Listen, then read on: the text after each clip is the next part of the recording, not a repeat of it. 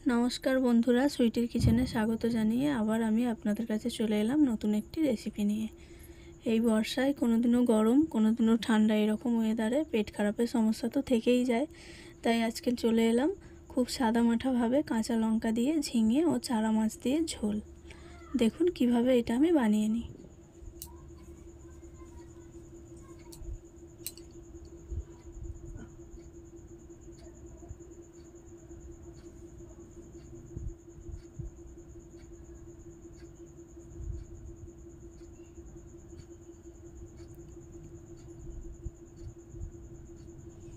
প্রথমেই আমি এখানে কিছুটা পরিমাণ খুব ছোট চারা মাছ নিয়ে নিয়েছি এবং ভালো করে বেছে ধুয়ে নিয়েছি।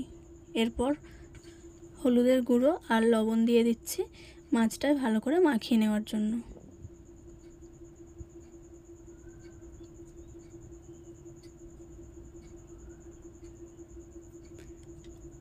লবণ আর হলুদের গুঁড়োটা ভালো করে মাছের গায়ে মাখিয়ে দিচ্ছি।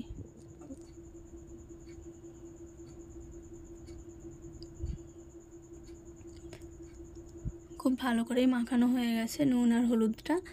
এরপর আমি এদিকে নিয়ে নিয়েছি মিডিয়াম সাইজের 3টে আলু একটু মোটা মোটা করে কেটে, যেহেতু আমি ঝোল করব। আর ঝিঙেও নিয়ে নিয়েছি মিডিয়াম সাইজের 2টো, একটু আড়ে আড়েভাবে কেটে রেখেছি। আর এদিকে একটা মিডিয়াম সাইজের পেঁয়াজ নিয়ে নিয়েছি, মোটা মোটা করে কেটে নিয়েছি। আর 6 থেকে 7টা মতো কাঁচা লঙ্কা, যেরকম ঝাল খেতে পছন্দ করেন সেরকম ঝাল দেবেন। আর নিয়ে নিয়েছি একটু আদা। এরপর গ্যাসের ফ্লেমটা অন করে কড়াই বসিয়ে দিয়েছি এবং কড়াইতে তেল দিয়ে দিয়েছি। ভালো করে তেলটা গরম করে নিয়ে মাছগুলো আমি ভেজে নিচ্ছি।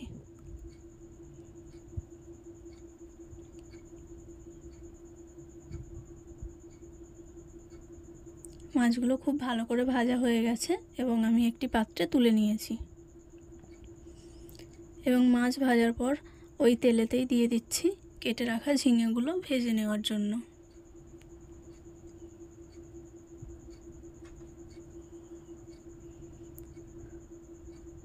কেটে রাখা ঝিঙেগুলো দিয়ে দিলাম এবং ভালো করে নাড়াচাড়া করে ভেজে নিতে থাকছি। ঝিঙে কিন্তু ভাজতে ভাজতে পুরো নরম হয়ে আসে, তাই বেশিক্ষণ লাগবে না। একটু নাড়াচাড়া করার পরেই কিছুটা কালারটা একটু বদলে এলেই আমি কেটে রাখা আলুগুলো দিয়ে দিচ্ছি এবং একসাথে একটু নাড়াচাড়া করে ভেজে নিতে থাকবো।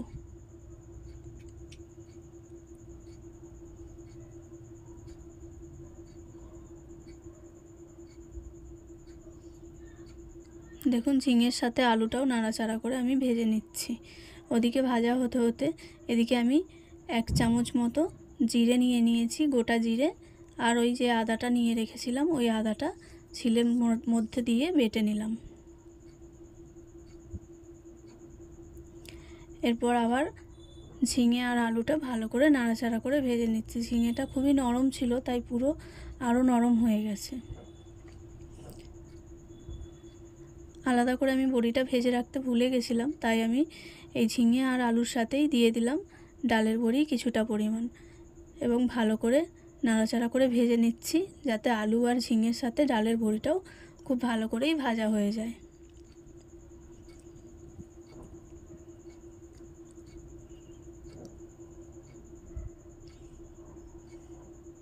নাড়াচাড়া করতে করতে সবগুলোই প্রায় কিছুটা ভাজা হয়ে গেছে, কিন্তু আরও কিছুক্ষণ নাড়াচাড়া করে ভেজে নেব।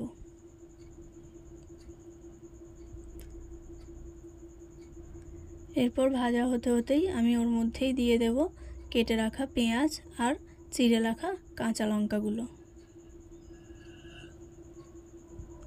দিয়ে ভালো করে সবজিগুলোর সাথে পেঁয়াজ আর চিড়ে রাখা কাঁচা লঙ্কাগুলো নাড়তে থাকবো।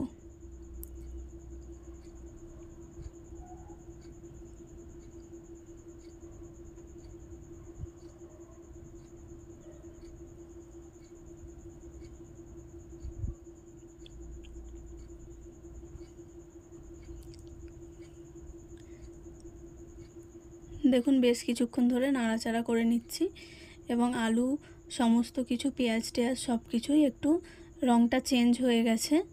এরপরেই আমি বেটে রাখা আদা ও জিরেটা দিয়ে দিলাম। এবং ভালো করে ওটাও নাড়াচাড়া করে নিচ্ছি। আদা জিরাটা খুব বেশিক্ষণ ভাজতে লাগে না, তাই আমি কিছুক্ষণ নেড়ে নেব।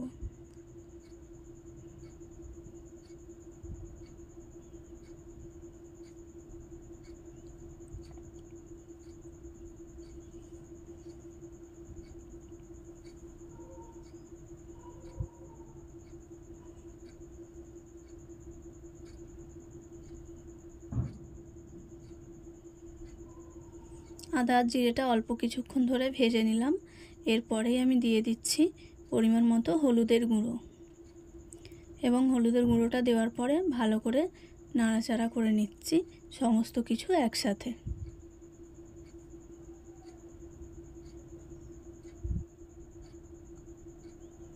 এরপর দিয়ে দিতে হবে স্বাদ মতো নুন, দিয়ে কিছুক্ষণ নাড়াচাড়া করে নিয়েই আমি জল অ্যাড করে দিলাম। জলটা দিয়ে দেওয়ার পরেই কড়াই লেগে থাকা মশলাগুলো খুন্তির সাহায্যে জলের মধ্যে দিয়ে দিচ্ছি, এবং গ্যাসের ফ্লেমটা জোরে করে দিয়ে খুব ভালো করে ফুটিয়ে নিলাম।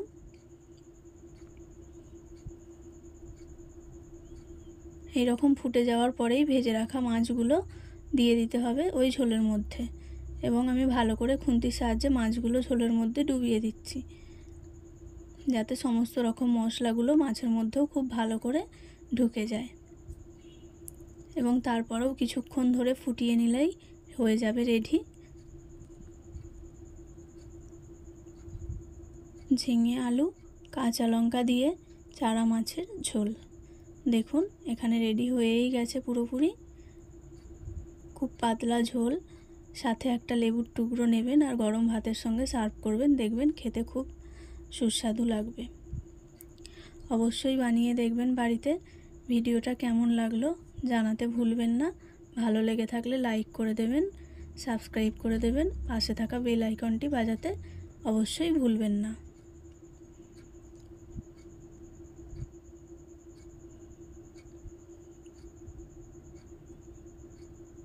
দেখা হচ্ছে নেক্সট ভিডিওতে। সবাই সুস্থ থাকুন, ভালো থাকুন, টাটা বাই।